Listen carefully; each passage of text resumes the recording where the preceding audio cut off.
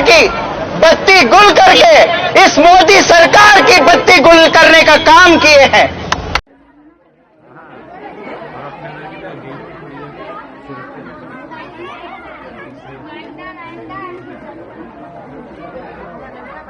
आदाब नाजरीन, पल पल न्यूज में आप सबका खैर मकदम है। और आज जो मैं आपको बताने जा रहा हूं वो महज एक खबर नहीं है, ये एक तहरीक है, एक पैगाम है और एक बहुत बड़ा जवाब है उस हुकूमत को जो समझ बैठी थी कि मुसलमानों को आसानी से कुचला जा सकता है।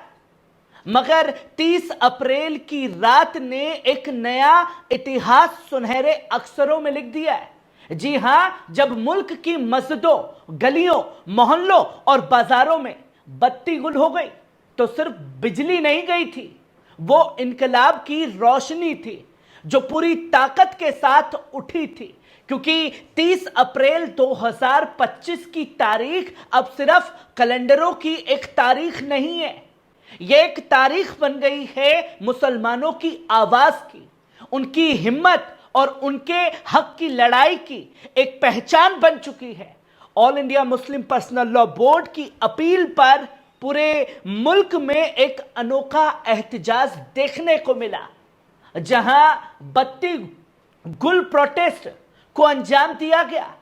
जब रात 9 बजे घड़ियां टिकी तो हिंदुस्तान की फिजा में अचानक अंधेरा छा गया।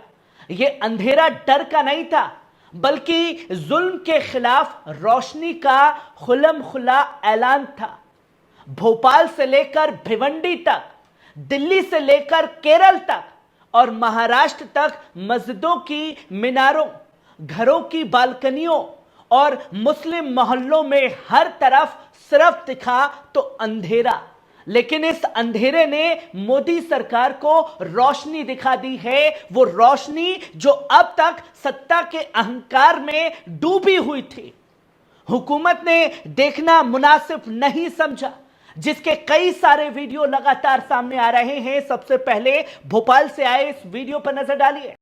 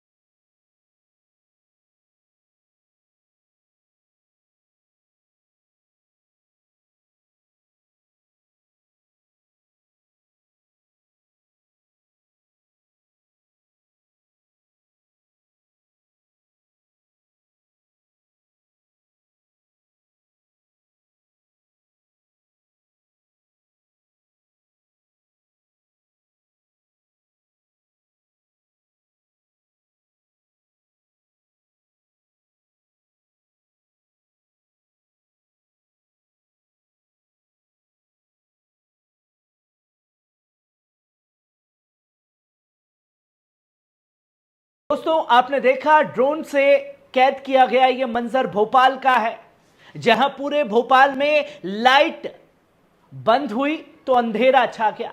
और गुलबर्गा से भी वीडियो सामने आया, पहले इस वीडियो पर नजर डालिए। पूरे गुलबर्गा शहर की बत्ती गुल करके इस मोदी सरकार की बत्ती गुल करने का काम किए हैं। हम लोग इस बत्ती गुल के जरिए से, all India Muslim personal law board के जरिए से इस मोदी सरकार को, इस हिटलरशाही सरकार को हम मुंह तोड़ जवाब देना चाहते हैं कि तुम्हारा जो काला कानून है उस काले कानून को हम नहीं मानते, हरगिज़ नहीं मानेंगे और आखिरी दम तक, आखिरी सांस तक इस काले कानून की मुखालिफत हम करते रहेंगे। दोस्तों, गुलबर्गा में देखा, पटना से भी वीडियो सामने आया है, पहले इस पर नजर डालिए।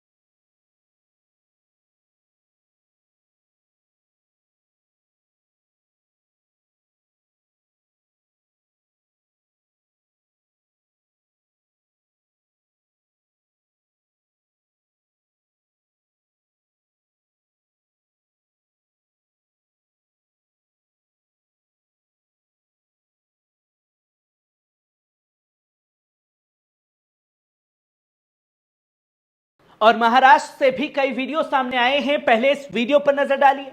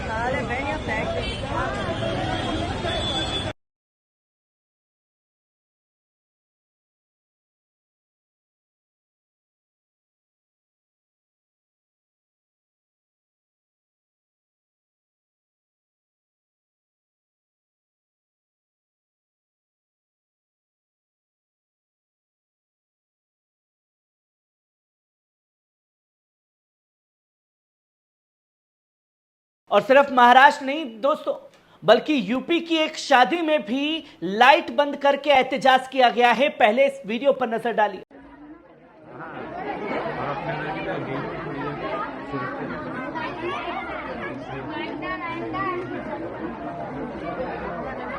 दोस्तों, मुसलमानों की धार्मिक पहचान को मिटाने की कोशिश कर रही और ये वही सत्ता है जो सोचती है कि मुसलमान बटा हुआ है, कमजोर है, जवाब नहीं देगा।